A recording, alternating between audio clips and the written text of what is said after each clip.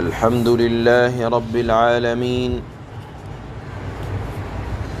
أشهد أن لا إله إلا الله وحده لا شريك له، وأشهد أن سيدنا ومولانا محمدا عبده ورسوله. أما بعد فأعوذ بالله من الشيطان الرجيم. بسم الله الرحمن الرحيم. أمن خلق السماوات والأرض وأنزل لكم من السماء ماء فأنبتنا به حدائق ذات بهجة ما كان لكم أن تنبتوا شجرها أإله مع الله بل هم قوم يعدلون. أمن جعل الأرض قرارا وجعل خلالها أنهارا وجعل لها رواسي وجعل بين البحرين حاجزا أإله مع الله بل أكثرهم لا يعلمون. صدق الله مولانا العلی العظیم.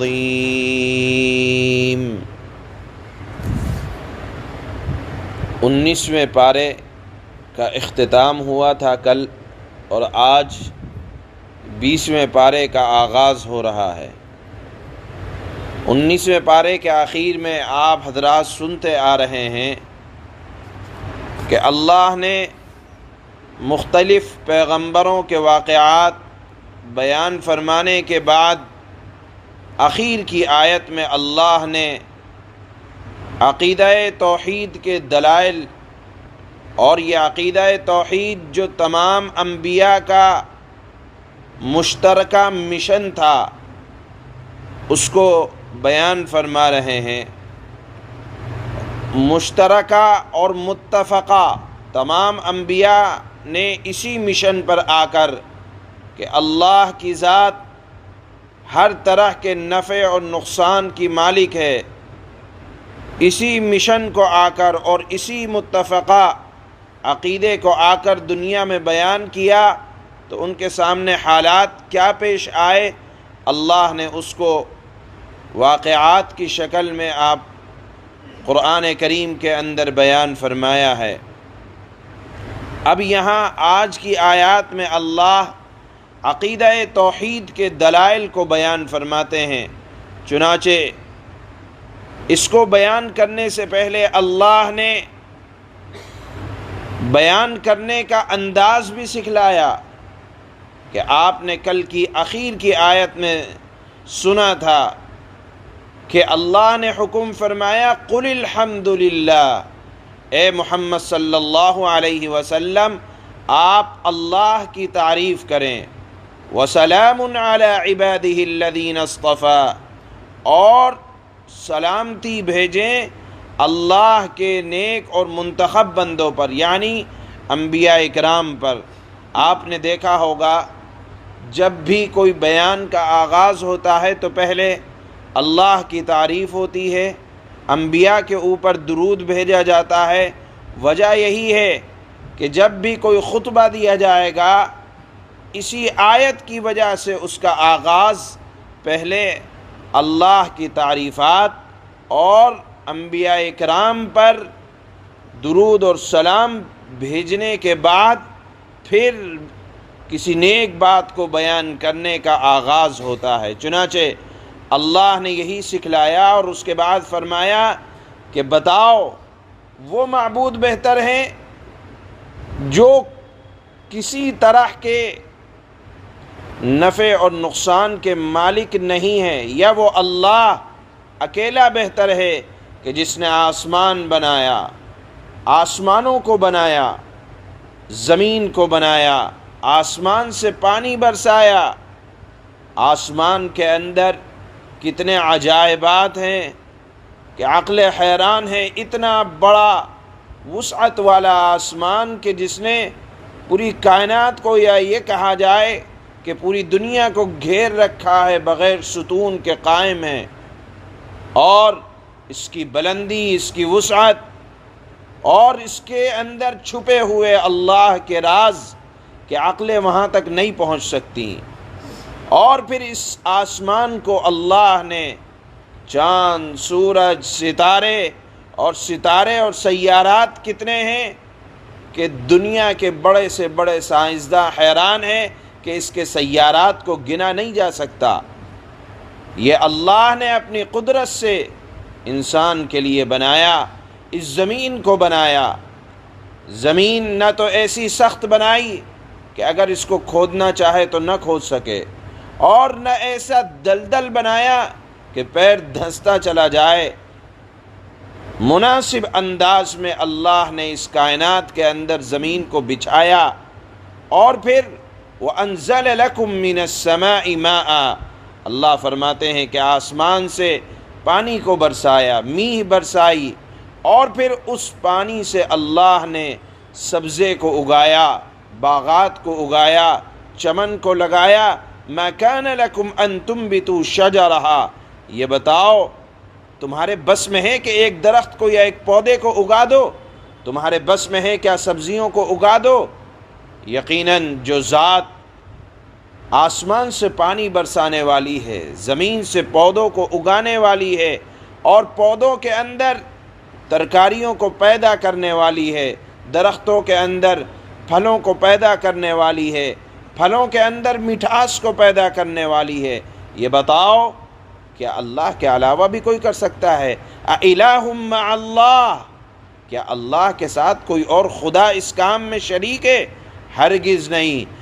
بل ہم قوم یعدلون، بلکہ ان لوگوں نے، یعنی جو اللہ کے ایک ہونے کا اقرار نہیں کرتے، اللہ فرماتے ہیں کہ ان لوگوں نے راستے سے منہ موڑ رکھا ہے۔ پھر اس کے بعد اللہ نے فرمایا کہ بتاؤ زمین کو ہم نے قرار بنایا، رہنے کی جگہ بنایا، وَجَعَلَ خِلَالَهَا أَنْهَارًا، اس زمین کے درمیان میں ہم نے نہروں کو پیدا کیا، وَجَعَلَ لَهَا رَوَاسِي، اور اس زمین کے اندر ہم نے پہاڑوں کو پیدا کیا تاکہ زمین پانی کے اوپر ہے، ڈولنے نہ لگے، زمین کے اندر حرکت نہ ہو۔ زمین کو جمانے کے لیے اللہ نے پہاڑوں کو میخ اور کھونٹا بنا دیا، کیوں؟ تاکہ انسانوں کو رہنے کے لیے تکلیف نہ ہو۔ وَجَعَلَ بَيْنَ الْبَحْرَيْنِ حَاجِزًا، اللہ فرماتے ہیں میری طاقت، میری قدرت دیکھنا چاہتے ہو تو دیکھو، سمندر کا پانی دریا میں ملتا ہے، پانی بحیثیت پانی برابر ہے، لیکن جب سمندر کا کھارا پانی میٹھے پانی میں ملتا ہے تو دونوں پانی اپنی ذات کے اعتبار سے اگرچہ پانی ہیں، لیکن کھارا پانی میٹھے پانی میں نہیں مل پاتا، اور میٹھا پانی اپنی تاثیر کھارے پانی میں ملنے کی وجہ سے نہیں چھوڑتا، بلکہ برابر برابر دونوں پانی بہتے چلے جاتے ہیں، اور ان دونوں کے درمیان آڑ رہتی ہے۔ آڑ کا مطلب یہ ہے کہ کھارا پانی میٹھے پانی میں اور میٹھا پانی کھارے پانی میں نہیں ملتا اور اپنی تاثیر باقی رکھتا ہے۔ یہ بتاؤ کہ کھارے پانی کو میٹھے پانی سے اور میٹھے پانی کو کھارے پانی سے الگ رکھنے کی طاقت کس کی ہے؟ یقیناً کہنا پڑے گا اللہ کی ہے۔ اللہ نے فرمایا کیا بتاؤ اس کام میں اللہ کے ساتھ کوئی اور شریک ہے؟ بل اکثرهم لا يعلمون، اللہ فرماتے ہیں کہ اللہ کو اکثر لوگ جانتے نہیں ہیں، پہچانتے نہیں ہیں۔ گویا کہ آج جو آیتیں پڑھی جا رہی ہیں دو، اس میں اللہ نے عقیدہ توحید کو بیان فرمایا اور کہا کہ اس کا ذکر کرتے رہو تاکہ اللہ کی بڑائی زبان سے نکلتی رہے اور لوگ توحید کو پہچان لیں۔ چنانچہ اللہ فرماتے ہیں أَمَّنْ خَلَقَ السَّمَاوَاتِ وَالْأَرْضَ أَمَّنْ خَلَقَ السَّمَاوَاتِ وَالْأَرْضَ وَأَنزَلَ لَكُم مِّنَ السَّمَاءِ مَاءً، بھلا وہ کون ہے جس نے آسمانوں اور زمین کو پیدا کیا اور تمہارے لیے آسمان سے پانی اتارا، فَأَنبَتْنَا بِهِ حَدَائِقَ ذَاتَ بَهْجَةٍ، پھر ہم نے اس پانی سے بارونق باغ اگائے، مَا كَانَ لَكُمْ أَن تُنبِتُوا شَجَرَهَا، تمہارے بس میں نہیں تھا اے لوگو کہ تم زمین میں درختوں کو اگا سکتے۔ أَإِلَٰهٌ مَّعَ اللَّهِ بَلْ هُمْ قَوْمٌ يَعْدِلُونَ، کیا پھر بھی تم کہتے ہو کہ اللہ کے ساتھ کوئی اور خدا ہے؟ نہیں، بلکہ ان لوگوں نے یعنی شرک کرنے والوں نے راستے سے منہ موڑ رکھا ہے۔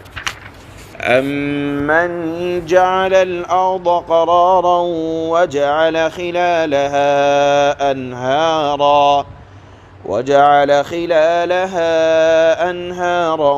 وَجَعَلَ لَهَا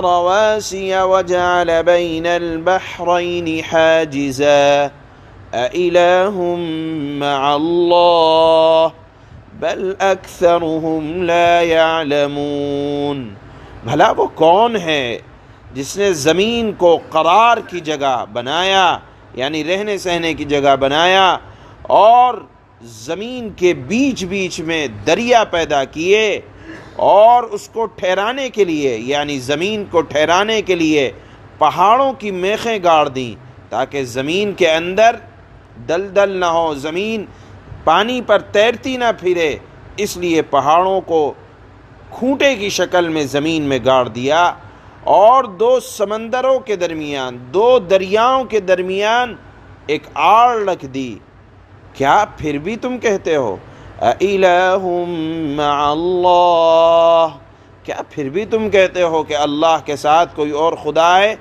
بل اکثرهم لا يعلمون، نہیں بلکہ مشرکوں میں سے اکثر لوگ حقیقت سے ناواقف ہیں۔ سبحان اللہ و بحمدہ، سبحانک اللہم و بحمدک، نشہد ان لا الہ